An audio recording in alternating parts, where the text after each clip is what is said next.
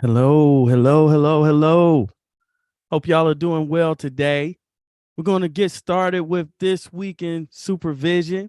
And this week went by pretty fast for me because this week, amazingly, we only had um, we only had supervision once on Friday. So I didn't have a whole lot of highlights as I normally do when I present.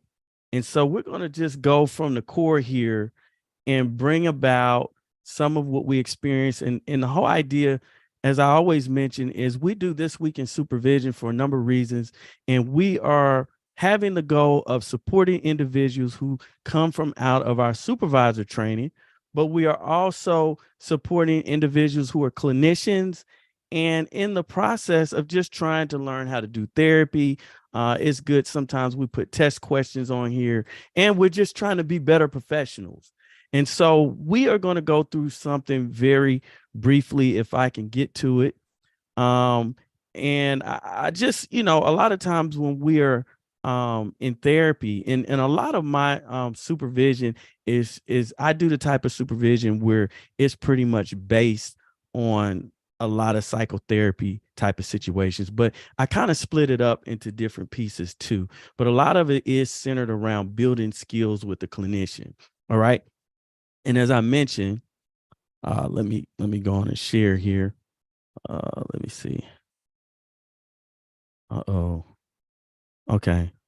Yeah, as I mentioned, we have this because let me stop. We have this because we are often trying to help individuals who have come out of supervision and out of the supervisor training. So I want to highlight the training.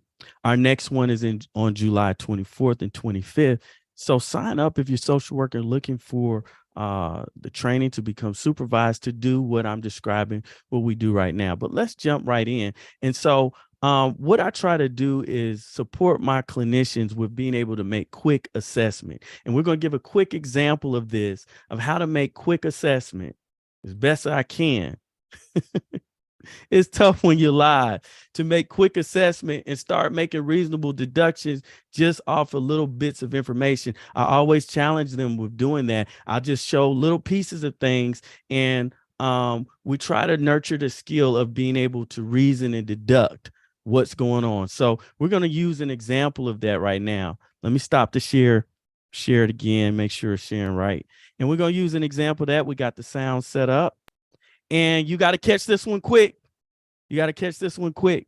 Um, and so I want you to look at, and this is what you'll be doing with them. Try to find out if they catch something from just these small bits. I mean, we're not even looking at a minute here. I want to see if you all catch something that's essential for therapy, in my opinion, if I was performing the therapy. And here's a example. This is from the Bridge of Central Mass.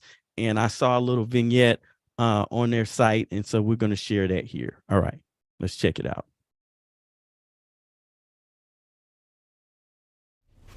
Okay, so I noticed on your diary card that you did cut. Yep. Okay, so let's talk about that a little bit. What day did that happen on? Tuesday. Tuesday? Okay, so where were you on Tuesday when you first had the thought that you wanted to cut? Where I usually always am at school. At school? I was at my locker. And that stupid girl, What was going on at your locker?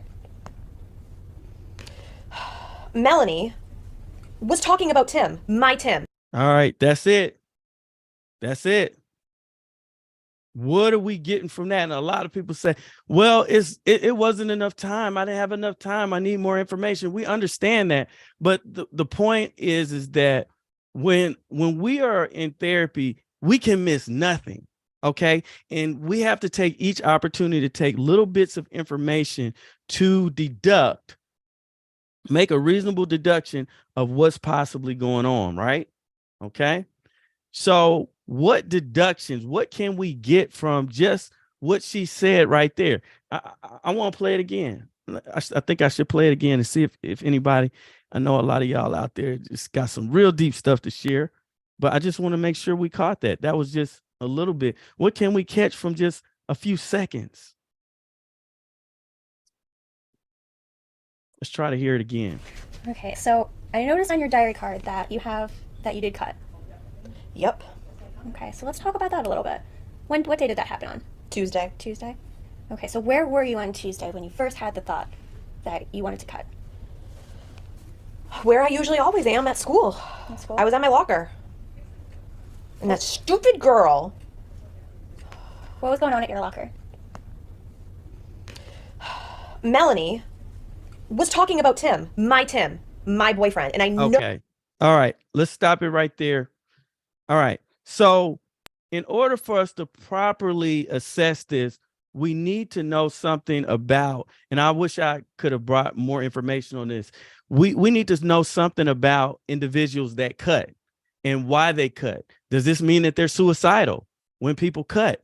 Like, is this a big thing? Do we need to send them to the hospital? Do we need to do inpatient? Like, do we know the difference between parasuicidal behaviors, suicidal, things like that? Do we know what we're working with here?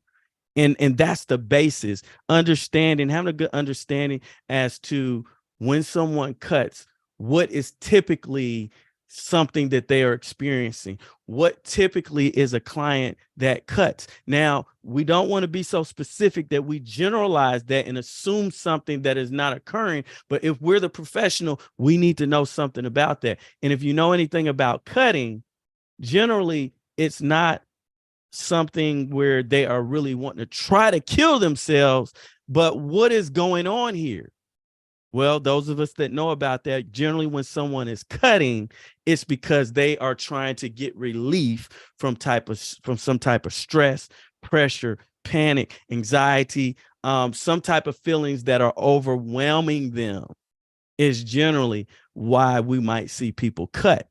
Now, does that mean that suicidal ideations and things are so far off? No, that doesn't mean that, but we need to know what cutting is all about. And I don't have a lot of time to get into that. So from the information that she gave us, so like if you're doing the walk back to, and I forget the term that they use in DBT, because we're looking a little bit into DBT, and I threw some questions out there to the supervisees on DBT. But if you're walking things back, you're kind of saying, okay, so when you came to school, where were you at from 1 to 10?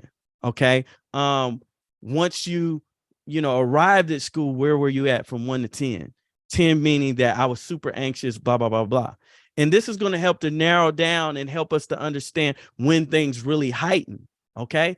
And so then when the person said this to you, where were you at? After you started cutting, where were you at? Because what a lot of people aren't recognizing is that if I was at like a 15 after the situation occurred with the girl that she had to exchange with, you know what? Generally, once I start to cut, that might bring me down a couple notches. That might bring me down to a more baseline type of situation. I might be at a 5, which is more functional, because what? It's like a hit. It's like an adrenaline rush. It's like a drug. It's something that soothes. And so when we're looking at DBT, we're looking at other ways of soothing the situation that they might go to, as opposed to doing something that's doing self-harm. Okay, cutting is not the only way that people when they get anxious and excited, overwhelmed, some people will bang their head. Typically, of course, we see a lot of this from individuals who have borderline personality disorder. So what can we deduct? What can we deduct from what's been said? Well, this is good. This is what we need to find out. We find out more about her. What is she telling us? Well, the client describes the cutting to occur.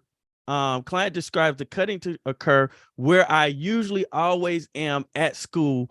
I was at my locker. Now that's giving us so much information right there. What did she just say? She said, where I usually always am. This is where the cutting occurred. She's saying the cutting occurred where I usually always am at school. I was at my locker. And if you just heard her, when I played it out, basically what she's saying is generally when I'm cutting, I'm at school. Now we will have to deduct if I'm generally at school and then I'm talking to someone and then I'm at my locker, some stress there. But I would think that possibly I'm wanting to rule out, is it just school? Or also, is it something that goes on at your locker that's stressful? We want to rule that out. I don't think that that's the higher probability, but we can't assume anything, right? And so she's giving us information. Matter of fact, we've got to start ruling other things out, right? Just from that little bit of information. Now, I'm not saying you might the things that I'm suggesting we do, that you are actually doing that and talking about that right away with the client. But I guess when I'm saying doing it, I got to start doing this in my head. So whatever way I'm responding to her, it's got to be based on some of this reasoning that I have in my mind, based on deductions, things that I'm deducting that could have possibly been stressing her, possibly been occurring. And it's like we're investigators. We literally are investigating the situation. So when we do that technique of kind of walking things back, I think here they call it the chain of self-injury, and we're rating and things like that. We're trying to investigate how crucial things were, how bad they got, and then we got to set the stage for when the so-called crime, lack of a better term, like we investigators, occurred.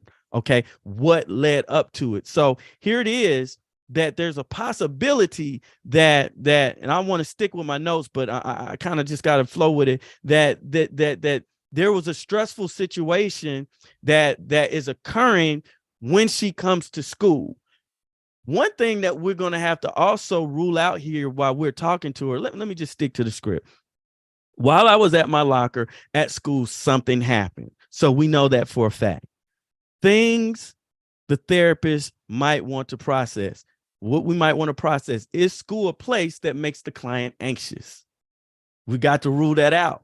You know what? She could be cutting in other places, but from her own account, and we'll have to ask this again with the client, because we're not just doing a 10-second interview with her or 10-second session with her, but we'll have to find out, like, what other places are you cutting? What's the frequency, intensity, and duration, and things like that. But this is all we have right now, right? The client is usually always at school when she begins to cut, according to her account, and it appears to be some type of correlation between school and cutting, as I've already emphasized. Is school more stressful than other places the client is usually in? And why do we ask this? Because the client is usually cutting at school. All this I just said, I'm just trying to stick with my notes. Okay, so we've got to take these leads. Okay, we got to take these leads and move with them. Let's see, and we need to see if the client identifies school as being stressful. And then we want to ask, if it is stressful, what about school is stressful? And so this is where we go. If we do find out and identify that it's stressful, and this, I'm going to jump because I only have a few more minutes here. The situation that she had with the young lady at school, to where she went off and it took her to 10, and that actually set her off. We got to reason and deduct to find out if that was the primary stressor for her, or if baseline is just that I'm stressed out being at school, just baseline. It could be that she was stressed out prior to coming to school, that the baseline stress occurred at home, but for some reason she's finding school as a place of solace to cut. This is where she is. So there's something there about almost the sanctity of school being a place feeling comfortable to cut. I'm not saying that well, but also we're seeing that there is a possible stress occurring at school. That's something that we have to rule out to find out, is school just stressful, right? What about school is stressful? Who in school is stressing the client? And because what we're seeing with that incident with the girl, it could be anything that pops her off, or makes her get upset. It could be a teacher saying something to her that she doesn't want to hear, and she snaps off. But if the baseline is school, there may be something to that. Another thing, if we find out the baseline is school, we have to find out, is it an insecurity about the social environment in school? That's something we might want to rule out. Is there insecurity about the performance in school? These are different questions. I might say, well, I noticed that it seems like when we talk, and I've noticed a lot that you know, the way that you describe it, a lot of your cutting is happening at school. Is school a little bit stressful sometimes? Sometimes I'll be like, sometimes and saying, is school just a little bit stressful? Because it's kind of like you don't want to lead the client and you don't want to be predictive. You don't want the client to predict where you're going. And so and you're kind of asking it like you don't really know. If you start asking questions like you know everything, especially with clients like of this profile, they may resist. Okay. So you want to ask, you want to stage it in a certain way. In supervision, we talked about the things that we might do to redirect the stress. And we talked a lot about you know, DBT and the tenets of DBT, the stress tolerance. We talked about the mindfulness. We talked about you know, all the tenets of DBT, right? But I think what I want to focus on a little bit is distress tolerance interventions. And we've talked a little bit about that when we were talking about the temperature. I've been focusing on this a little bit more with my supervisees to help them to use theory, situations, and put it into practice. And sometimes we talked about the stress tolerance from the standpoint of using distracting techniques, okay? Techniques to shift away the distressing situation or emotion, right? That's what we want to do. And so sometimes with your client, you have to find the things that work for them. Because what works for some clients, one client may not work for the other. So for some clients, a distress tolerance intervention involving distracting techniques might work. Self-soothing techniques might work for one. And then radical acceptance. We want to integrate all of these interventions into supporting our client with getting calm. But I didn't want to focus so much on the intervention today as much as focusing on understanding how to take small bits, small pieces of what the client said. Because see, we could easily just skip past that. And it may not be anything at all, but it looks as though there is something there when the client is telling you, and she doesn't even know that she's saying it. And sometimes when they say it, I may delay responding to it and just let them get out the frustration and anger that they've been talking about before I start processing it too deeply with them. But there was crucial information that she said. She said, I am responding to I am cutting. When I'm cutting, is happening where it always happens, at school. All right, we're gonna leave it there. I hope that this is helpful. We will see you all again next week. Had to squeeze this one in. We had very little highlights this week, but I think that this was a good one that we can all use. You all take care now. All right, bye-bye.